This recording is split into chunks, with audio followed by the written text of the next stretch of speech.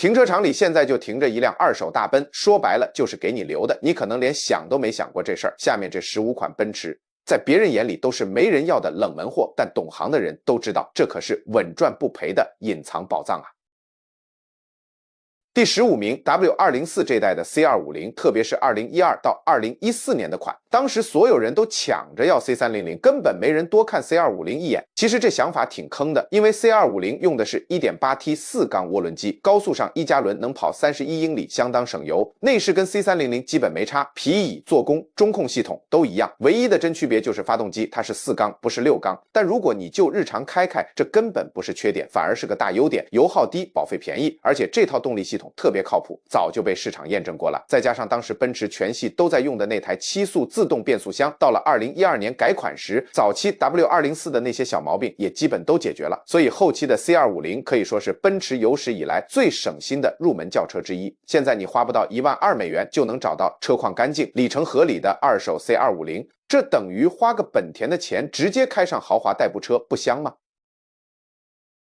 第14名，咱们来说说 W211 这一代的俄50，尤其是2008、2009年那批改款之后的车型。其实 W211 早年的名声真不算太好，2003到2006年那批早期款电气系统出过不少毛病，搞得很多车主头疼，甚至一整批人都被劝退，再也不敢碰这个系列了。但有意思的是，到了2007年改款之后，奔驰基本上把所有主要问题都解决了。你要是了解这个背景，可能就会对这款车改观了。像2008和2009年款的俄50用的那台 3.5 升 V6 发动机，能输出268匹马力。不仅电气系统优化了，软件也升级了，之前那些小毛病基本都没了。不少奔驰的技师都说，后期的 W211 可以说是当年最靠谱的豪华轿车之一，很多车只要按时做保养，跑个20万英里约32万公里根本不在话下。而且改款之后的 W211 还换上了升级版的 7G Tronic 7速自动变速箱，比早期那台5速的稳定多了，换挡也顺不少。现在你想入手的话，不到$10000就能买到车况不错的，这个预算在豪华车里真的很难找到比它更香的选择了。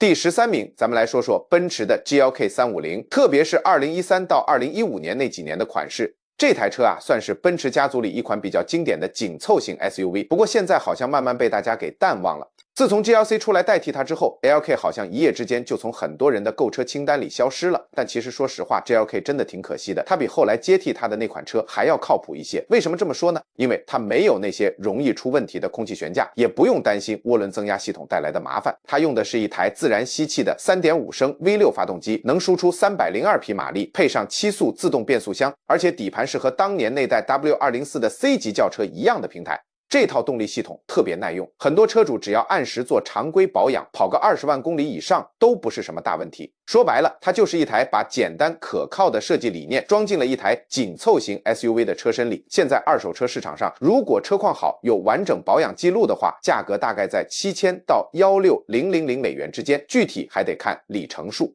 给大家一个参考，同样的年份，配置差不多的丰田 RAV4 价格其实也差不太多，但要说精致感和整体气质，那跟 GLK 真的没法比。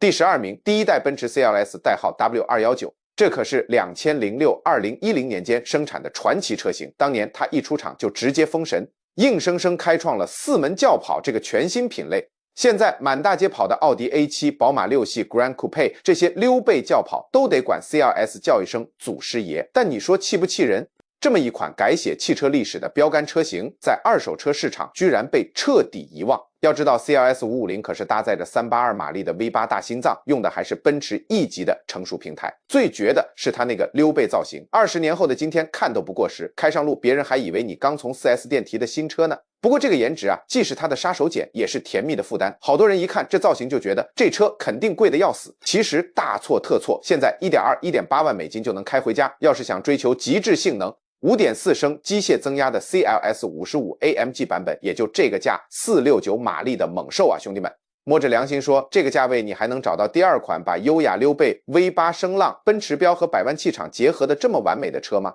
要我说，初代 CLS 简直就是二手车界的隐藏宝藏，现在不抄底更待何时？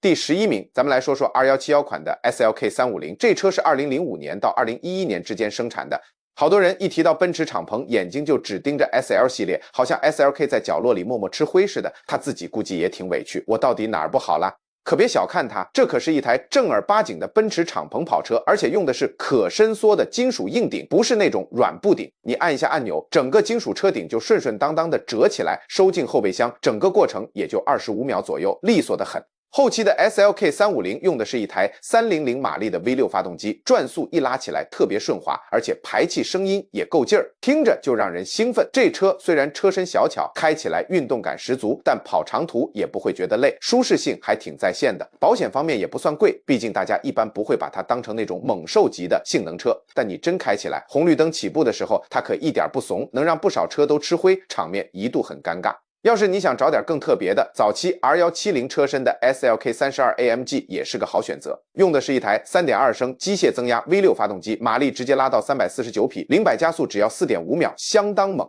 现在二手市场上 R171 的 SLK 350大概在8000到15000美元之间就能入手，这个价钱差不多就是一台二手马自达 Miata 的水平，但你得到的是硬顶敞篷，更强的动力，更精致的质感，还有引擎盖上那个闪闪发光的3叉星徽标，怎么想都挺值的。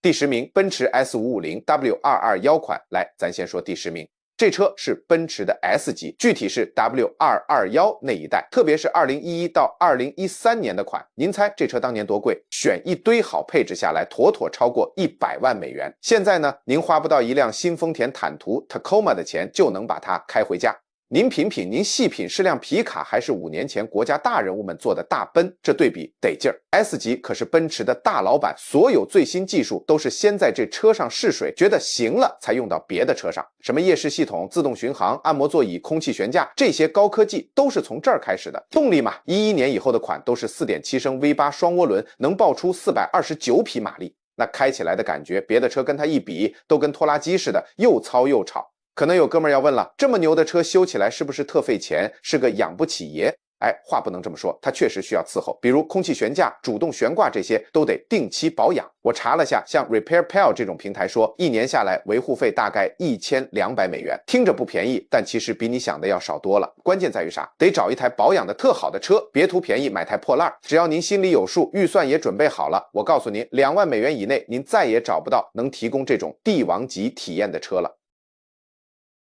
第9名，奔驰 ML350 W164 改款。再聊聊第9名，这是奔驰的 ML350，就是改款后的 W164 那一代，生产年份是2009到2011年。简单说，就是 G1没出来之前的 ML 级。您要是想要辆奔驰，又怕那些乱七八糟的高科技出毛病，那这车简直就是为您量身定做的。为啥？因为它是那时候机械结构最简单、最皮实的奔驰之一。一台 3.5 升 V6 自然吸气发动机，可靠性市场早就证明过了。变速箱嘛，7速自动和几十万台 C 级 E 级轿车是同款，成熟的很。您完全不用担心涡轮密封件坏了，也没那烦人的空气悬挂需要换，它就是一台正经的 SUV， 坐着舒服，内饰还是真皮，还挂着个大大的奔驰标。最关键的是，价格居然不到 1.2 万美元。ML 级可是奔驰的开山鼻祖，从1997年就有了。到了 W164 改款这会儿，技术平台已经特别成熟了，出大毛病的概率特别小，所以这就是一个被所有人都忽略的黄金坑。想有点面子开上豪华品牌，又不想被复杂的机械问题搞得焦头烂额的家庭，这绝对是个超值的选择。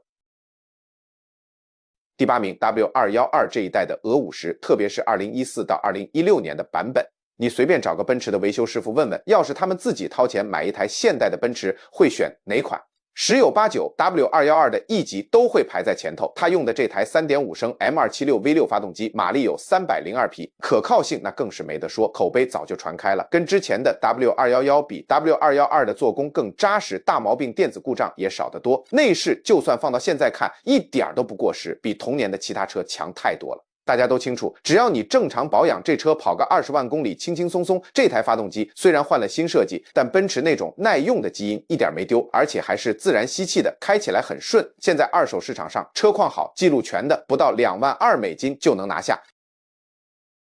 第7名 W204 这一代的 C350， 特别是2012到2014年的车型，这车啊真的挺少听人聊起。一般人选 C 级，要么图实惠选 C300，要么干脆上 C63充门面。C350呢就卡在这中间，它用的是一台302马力的 V6 发动机，0-100加速只要 5.3秒，但不像 C63那台 6.2 升 AMG 发动机那么烧油，保养那么贵，开起来是真的爽，又快又稳。V6 的声音也饱满好听，不吵不闹。而且你可能会意外，就这个价位来说，它的底盘操控感相当不错。这台 3.5 升发动机和当年 GLK E 级 ML 上用的是同款，所以配件特别好找，随便哪家熟悉奔驰的维修店都对这发动机熟的不能再熟。就算真坏了，也不用像修 AMG 那样非得找专修技师花大价钱，现在二手市场上不到15000美元就能入手，花个买菜车的钱就能开上这么一台有劲又好开的运动轿车，真的很划算。好了，在我们揭晓前6名之前插一句提醒，我们频道的数据显示，现在正在看视频的你，有超过 80% 的可能还没订阅我们，也就是说你喜欢看我们的内容，但平台算法可能不会主动给你推下一期。既然你都看到这儿了，说明你对怎么买到性价比最高的奔驰是真上心，那不如点个订阅，这样下一期更新你就不会错过啦。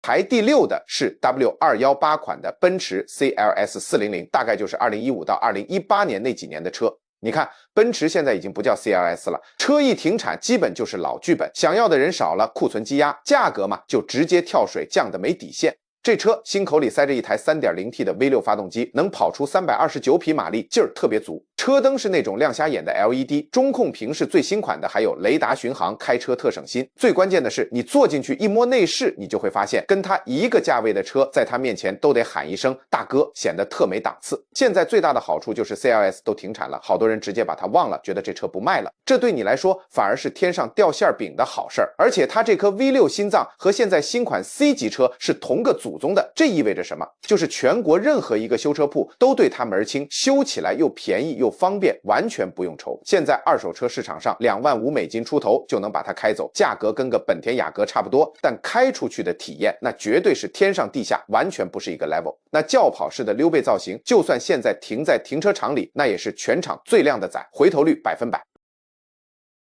排第5的是 X166 款的奔驰 GL450 2013到2015年的，这车说白了就是个大家伙，7座的豪华 SUV， 正经的全尺寸，心脏里揣着一台 V8 双涡轮发动机，足足362匹马力，而且不是花架子，是真的能带你翻山越岭。想当年这车光裸车价就超过65000，现在呢二手车也就18000到25000。花这么多钱能买到这么大一台豪华 SUV， 简直血赚。在奔驰家谱里 L 比 GL 定位还高，它要硬碰硬的对手是凯迪拉克凯雷德和林肯领航员。那俩车保值率是高，但对咱们买家来说，这 L 这价格才是真香。内饰豪华得没话说，坐前排跟公司老板的待遇没两样。更牛的是，第3排坐个成年人也不会觉得憋屈，腿脚都能伸开。它还带空气悬架，开高速那感觉比卡车舒服多了，都快赶上顶级的 S 级了。4驱系统也是真家伙，走烂路非铺装路面那叫一个稳。所以你要是需要一台7座豪华还得能越野的车，别光想着那些热门的 GL450， 就是那种没人跟你比，但藏着巨大惊喜的宝藏神车。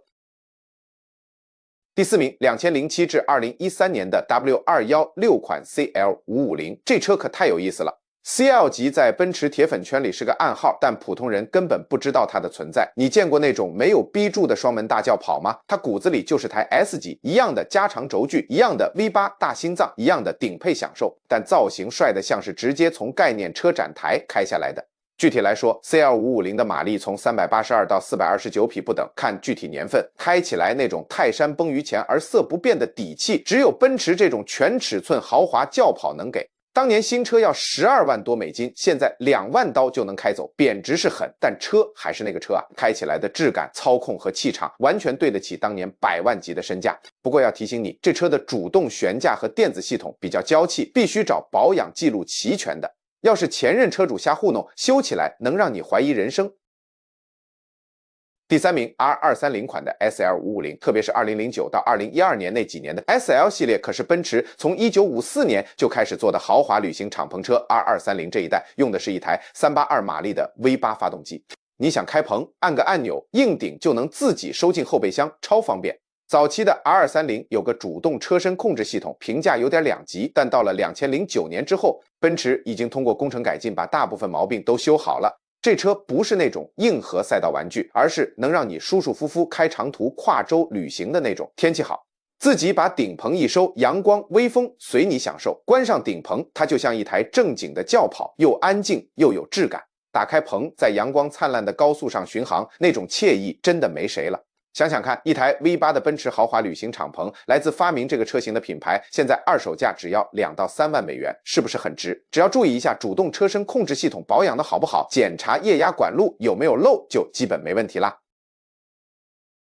第2名 W207 款的俄50双门轿跑，2010到2017年生产的。说实话，很多人买奔驰的时候，可能压根儿都想不起来还有这么一款双门轿跑。大家一般看的都是1级轿车，但其实这辆双门版用的是一样的动力，一样有质感的内饰。只不过塞进了一个颜值高得多的双门车身里，它用的是 3.5 升 V6 发动机，能爆出302匹马力，内饰也是奔驰那种经典豪华风，而且这个外观设计比这10年里大部分车都耐看，放到现在也不过时。要是你喜欢敞篷的感觉，它还有敞篷版可选，变成一台能舒舒服服坐4个人的正经敞篷车。1级双门轿跑一直产量就不大，所以路上见得少，造的也少，拿出来卖的大多数都被前车主特别爱惜的养着，毕竟会选这种小众车身的人都是真心喜欢它的。现在车况好的二手不到 1.8万美元就能拿下，比一台高配凯美瑞还便宜，却能开上一台走到哪儿都有人回头看的奔驰轿跑，你说香不香？